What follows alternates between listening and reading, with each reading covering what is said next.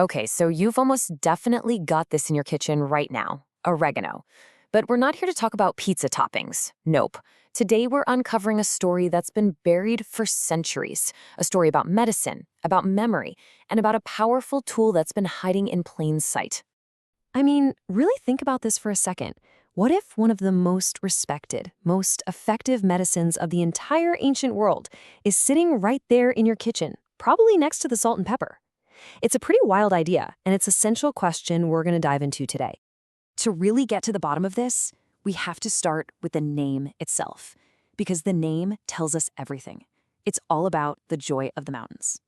The name itself tells a story. Oregano comes from two ancient Greek words, oros, which means mountain, and ganos, which means joy. So you put them together, and what do you get? Joy of the mountains. How amazing is that? And look, this is really important. The ancients, they didn't just throw names around. A name like Joy of the Mountains wasn't just them being poetic. No way. It was a testament to the deep respect they had for this plant, for the powerful effects they saw with their own eyes. And that respect, it's literally woven into its history. So let's talk about oregano as the ancient protector, a story that wasn't written by kings or generals, but by healers. I mean, its use was just everywhere. You had the Greeks and Romans using it as this incredible, broad-spectrum protector against infections and for treating wounds. The Egyptians even used it for preservation, which tells you a lot about its power to stop decay. All across the ancient world, doctors saw this as a must-have in their toolkit. And listen, this isn't just some old wives' tale. We're talking about the big guns here. Hippocrates, the father of medicine, he actually wrote about oregano, calling it an antiseptic and an internal cleanser. This isn't fringe knowledge. This is right at the foundation of medical history. And this wasn't some fancy remedy just for the rich either. No. In villages all over the Mediterranean, brewing a cup of oregano tea when you first started feeling sick, that was as normal as drinking water. It was just what you did. It was everyday healthcare. Okay, so if it was so common, so respected, how does it actually work? Well, that brings us to the science of nature's decisive compounds. And this is where things get a little uncomfortable for modern medicine. The secret sauce, if you will, boils down to this power duo, carvacrol and thymol. These two compounds are the main active ingredients, and trust me, they are incredibly potent.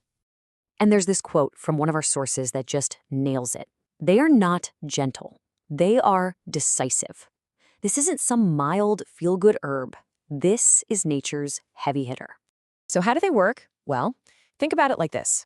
A modern drug, it's often like a sniper, taking out one specific target, one pathway. Oregano?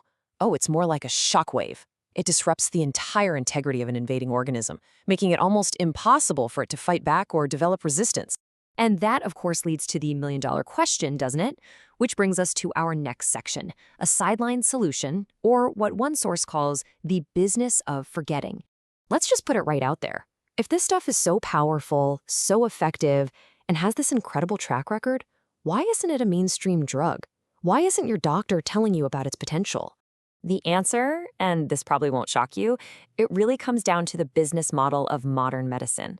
First, it worked too broadly. A single substance that can take on bacteria, fungi, and parasites, that's hard to market. Second, it was just too cheap. I mean, it literally grows wild on mountainsides. And third, the real deal breaker, you can't patent a plant. And no patent means no billion-dollar profits. So what was the result of all this? A powerful, ancient protector it got demoted. It was quietly reframed as just a simple flavor you sprinkle on your pizza. Its real power, its true identity, was pushed aside. But here's the thing. Its power never went away. And to really get it, we need to think a little differently. We need to talk about healing the terrain. This isn't about attacking one invader. It's about changing the whole environment inside your body. So what on earth does shifting the terrain actually mean? Well, think of it like this. Oregano does a bunch of things all at once. It helps reduce the overall load of microbes, it dials down inflammation, it supports a healthy gut balance, and it helps give your immune system clarity. It's basically cleaning house. And here's one of its coolest tricks. It breaks down something called biofilms. Now, you can think of a biofilm as this invisible cloak that fungi and parasites use to hide from your immune system. Oregano is one of the few things that can actually tear down that shield, exposing the bad guys so your immune system can finally see them and do its job. And this is a really, really important point. The theme here isn't oregano cures disease. That's not the right language. It's more like it messes with the conditions that chronic illness loves. It makes your body a much less friendly place for those invaders to set up shop. So, where does all of this leave us? Well, in our final section, we're going to talk about what one source calls the crime of forgetting, and why it's so important that we start reclaiming this lost wisdom. See, oregano isn't a lone wolf. It's part of this whole family of powerful plants our ancestors swore by. Boundary keepers, as they're called. Things like black walnut, wormwood, cloves, garlic, thyme. For thousands of years, these were humanity's first line of defense. So, in the end, oregano isn't some miracle. It's not magic. It is something way more important than that. It's a reminder that nature has always given us the tools we need to stay in balance, and that maybe, just maybe, we've forgotten some of the most powerful ones. And maybe the most powerful thought to leave you with is this one. The crime was that people were taught to forget, which really makes you wonder, right? What other powerful knowledge is hiding in plain sight, just waiting for us to remember? Thanks for joining this explainer.